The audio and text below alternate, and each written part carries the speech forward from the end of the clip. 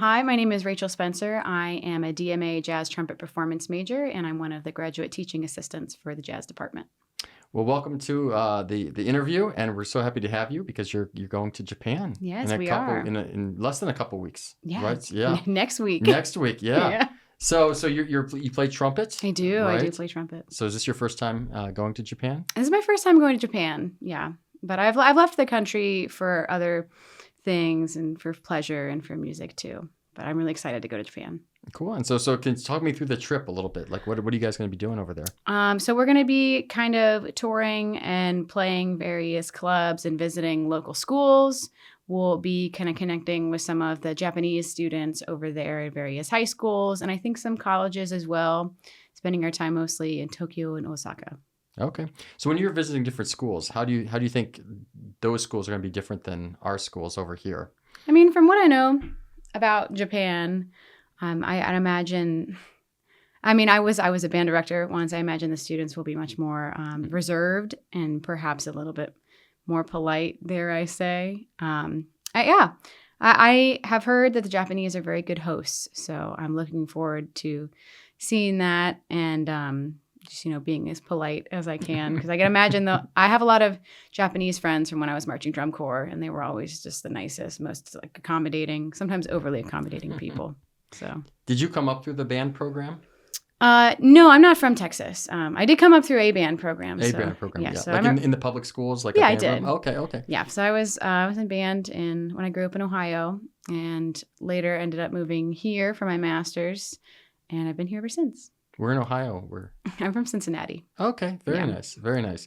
So so you're in the band program. You're doing that. How do you make the shift to jazz? I don't think I ever had to make a shift. It's funny that you should ask, because my high school band director just retired last weekend, and his assistant reached out to me, and I just did like a commission for their band. It was a big surprise. It was very sweet. And we always had jazz band as a class. I had jazz band in class not every day when I was in 7th grade, but I was always playing jazz since I was playing trumpet. And I would say that, it was interesting. I joined my undergrad as a music ed major because I came from a small town, and I think out of like protection for me, and like people in small towns don't really know what's out there. Like they didn't even. Cincinnati's not that small. Well, I wasn't from the city. Okay. No, not at all. No, it's certainly not. But they're like, oh, we'll get like a safe job, and it wasn't until I went to college when I realized I was like, I love teaching, but I don't want to do that. So I switched my major to jazz studies. And I actually ended up kind of switching back. I had an injury, so I got my master's here in music and human learning. Okay. I was a band director for a few years, and during the pandemic, I had a really interesting time teaching in person the whole time. And yeah, I was really ready to go back to grad school and just pursue what really felt authentic to me. Awesome. Yeah. And does the jazz band feel authentic, or the jazz orchestra, right? Oh, totally. Feel Yeah. authentic here?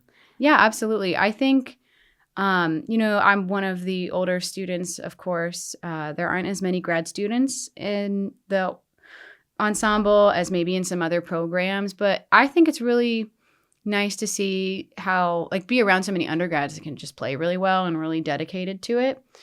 And, it's really nice. They can all play. It's a good hang. Yeah. So Yeah. what makes a jazz band authentic, though, would you say? Like because you've taught it, right? You've played in many. I mean, I think authenticity, if you wanted to be really stringent with the term authenticity, it means just a strong adherence to the tradition and knowing what you're doing. So connection to jazz as Black American music, and knowing your history and being able to maintain that lineage as much as possible. We're kind of, as jazz musicians, we're taught, and we kind of are told that this is something that we don't just do, it's something that we live. It's a life that you choose. And I think that emphasizing that at any level from beginner through professional is something that contributes to the authenticity for sure. Yeah. What do you think it's going to be like, though, going to Japan? Because you talked about how it came out of Black culture, jazz, right? It's very American, very kind of Black culture. And now you're going to the furthest place away from Black American culture, Japan. I think that the Japanese jazz has always had a strong jazz tradition ever since people have been touring in Japan. And people over there, I know for a fact, can really play and are huge jazz fans. I do also know that even from my own Japanese friends that aren't jazz musicians, being a musician is like a really respected thing over there. And yeah, I know it'll be different. From what I recall and what I have heard, recall being what I know from my own Japanese musician friends, is there's a lot of emphasis in their school band programs on like technical finesse. So I imagine that they will be really technically able on their instruments, even the young people that we meet. But I do know that there is something like very uniquely, I guess, American about the ability to swing and like really know what that means. So I'm looking forward to seeing if that is true or not. What are you looking forward to doing in Japan other than playing? Is there something you're like that's on your bucket list that you really want to do in Japan? Oh yeah, whenever I go on vacation to different countries, I really like going to museums. So I'm going to try to go to an art museum personally, and I'm looking forward to eating a lot of food. Do you like sushi? I do like sushi, and I like matcha. I think that'll be fun. I'm also looking forward to making sure that I don't spend too much money. So we'll see how that turns out. Yeah, so cool. So what? So you're in your second year of D.M.A. So next year is your final year. Yes. Yeah. So what are the kind of the game plan? What do you want to do moving forward? So we have the good fortune, in my opinion, for our program to be structured such that we finish our coursework in 2 years. I haven't heard back about my general comps, but I've got a good feeling that it's all good. So next year I'll be off campus, just going back to my regular freelancing career, playing and teaching privately and doing clinics and stuff while I write my giant dissertation. And I'll come back on campus for a recital and a lecture recital. And after that, I also was recently awarded a grant, so I'm recording for my first album. Oh. So big year coming up. I'm excited about it. But what is the album? So the album is going to be originals, and if I do any covers, it'll be by only female composers. It's entitled "The Next Right Thing," which is something that my teachers in drum corps used to say to me that has become like a philosophy of my life, which is, try, just focus on doing the next right thing that you have to do. And I think it's very applicable in music. And in life. Yeah. So you said original. So do you compose a lot? I do write a lot for my quintet mostly. I've recently gotten into starting to write for nonet, which my last recital was all a nonet recital. And I've really enjoyed like writing for that size. So I think I'll do more of that too. So 9net, that's 9? Mm-hmm. Okay. And I do have a few things that I've done for big band, and I'd like to hone that skill too.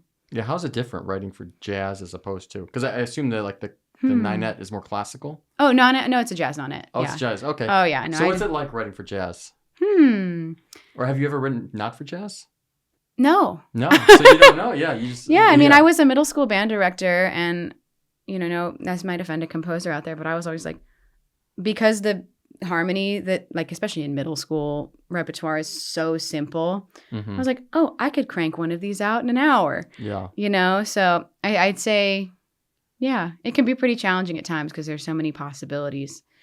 I like to challenge myself by writing, like seeing if I can write something for different levels. Like this past weekend, I wrote for like a hobby alumni band. So that was that was a fun challenge. I was like, okay, well, it's got to be cool, but it can't be too complicated or they won't be able to play it.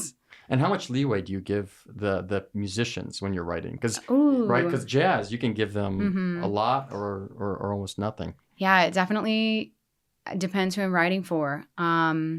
So, and if I know I'm going to be in front of the group, like if I'm writing for a friend and they're like, hey, do this thing for me, and I'm not going to be there to coach them through it, I'll give really clear instructions and stuff. But if I'm writing for like my own band and I'm going to be there, if I'm writing for my band, I get to hire them. So I already know how they play. So I'll be writing knowing like, okay, well, my bass player plays this way and, they're going to do this. So I don't have to be so specific because they're already going to do what I want them to do. So in short, if you know who you're hiring, it's a lot easier to not write as much. And what would you say to like a young person who's like maybe in middle school or high school who likes jazz, but maybe they haven't started playing jazz yet, but they look at someone like you and be like, well, that's the dream. Aww. You're writing jazz, you're going to Japan, you're playing at a very high level. How do you get there? Well, I have a lot of students, and I have really, I've sent quite a few to college, and my first private student is going to be a jazz studies major this fall. My first jazz studies major. I'm super excited for him. Yeah. Well, what I would say to my students is to try to talk to people that have the job to see what the job is like, because your band director probably doesn't know what the job is, and that's not their fault, right? And to keep their mind open to like different possibilities. I think a lot of young kids that maybe want to go into performance-based careers they think, oh, well, I'm not going to make X amount of money a year just playing my instrument. But they don't realize that this job has 1,000 different things that we do for income and for creativity. And that's part of what makes it fun. So I would say, try to find grownups that have the job, and try to find people at different levels that have the job and see what they're doing. Because you don't know what your daily life is going to be like until you talk to somebody who's done it. And you said you teach like applied lessons? I do, yeah. So do you take total beginners, or do you want them to have a certain level before they switch over to jazz? Well, I have a lot of experience teaching beginners. I was a middle school teacher, and I used to teach a lot of middle school lessons as well. Nowadays, I pretty much only teach high school and older, but I do enjoy teaching beginners. I really like doing clinics too with middle school jazz bands, because a lot of the times, my situation when I was a public school teacher, you don't often get someone with a jazz studies 4-year degree teaching your middle school jazz band. So I really like teaching middle school like clinics and master classes to those jazz bands, because a lot of the times they really want it and they really like it, but they just don't have all the information yet. Mm-hmm. So yeah, I don't have a preference. I will say, the older I get, the more I'm interested in teaching students that are just as interested as me. It's a lot more fun. So would you say like 2-3 years in, like if you start to really like jazz, is that a good time to switch over? Ooh, I have a complicated opinion on this. Okay. When I would actually, because when you're picking your instrument, it makes a big difference.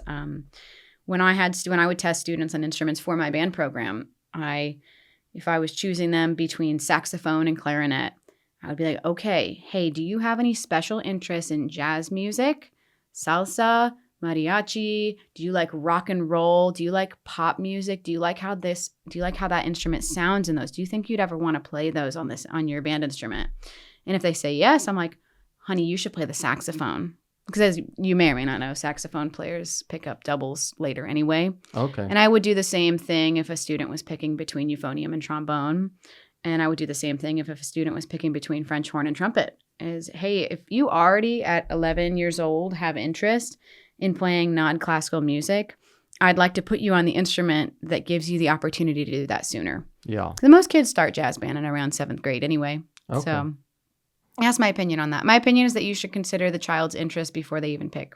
That's interesting. Is that something you would recommend, like parents, like talking to the band director? Like, how does that work, that picking the instruments? Yeah, it can be a slippery slope. I think parents should know what their kid is interested in, but also sometimes they're just not exposed to things, right? I think a lot of band directors in Texas just purely place a kid on an instrument based on the physical aptitude they have for it. Some people do, not everybody.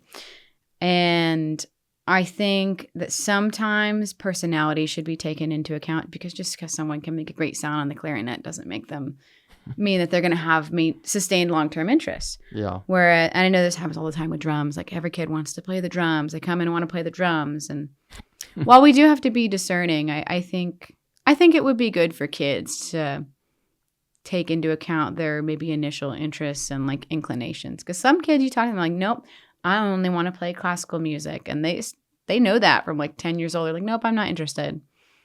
And some kids, you just have to get them exposed. But yeah. That's cool. Yeah. What percentage of the kids like in a program play in the jazz band? And I assume they all play in both, right? Like if you're in the jazz band, you play in the other one? Oh, yeah. Yeah, but it's not the other way around. No, it really depends. When I was a middle school teacher, I had a bit of a unique situation. I had between 50 and 60 kids in jazz band. Wow. But we were a 3C program. We had 3 concert bands. In other schools, it's not so much. Some schools, they really struggle. It's like an after-school thing, and they only have like maybe like 10 kids. And it has everything to do with the band director's ability to recruit. But I also think it has everything to do with, it's like a lot of band directors don't have adequate training in jazz, in teaching jazz when they're in school, and I don't think that's their fault. So sometimes don't feel comfortable even starting a jazz band because they don't want it to be bad, which is a whole other thing. Because I happen to think that it's incredibly important to have middle school and high school jazz bands in public schools. I think it's one of the most transferable set of skills to keep kids playing for fun. You learn improvising, you learn chord changes, you learn riff-based music, and all of that easily translates to playing hobby music, playing in a rock band, and doing things that maybe little Jimmy, the engineer, might go do with his friends on the weekend. And when I was teaching public school, or when I was teaching non-music majors here at UT during my master's, my thought was always, what skills can I give you to keep you playing, even if it's for fun? So that's my take. That's cool. But not cool. Not a lot of percentage is what I mean. Yeah. It really varies between school to school. I would say a third or less. Okay. Yeah. Cool. It'll be interesting to see how it's different in Japan when you go there. Right? Yeah. Especially for you who have spent so much time in that space, that educational space. So cool. Well, thank you so much for coming in. And I assume you'll be like sharing stuff, photos and stuff on the trip. So I'll put it on my story. Yeah. We'll reshare it here at Butler. So thanks for coming in. And we look forward to seeing what happens on the tour. Me too.